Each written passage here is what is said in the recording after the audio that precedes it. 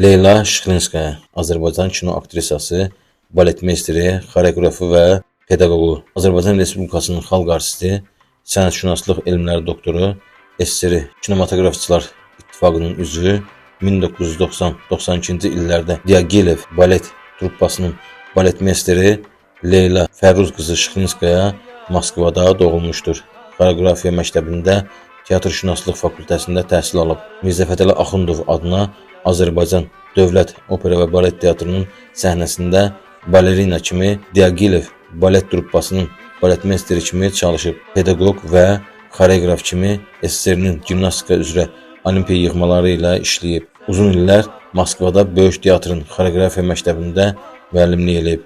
Azərbaycan xoreoqrafiya və balet sənətinin tarixi və inkişafı mövzusunda 100-dən çox elmi məqalənin müəllifidir. 1992-ci ildə Moskvada özünün təşkil etdiyi Şeyla Eksperimental Balet Yaradıcılıq Mərkəzinin bədii rəhbəridir.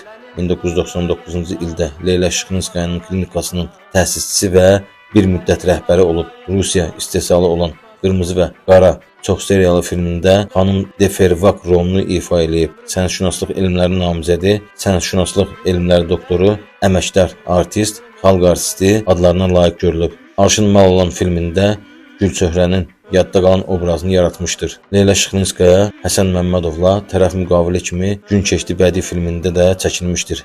1993-cü ildə Azərbaycan Respublikasının əməkdar artisti fəxri adına, 1998-ci ildə isə xalq artisti fəxri adına layiq görülmüşdür.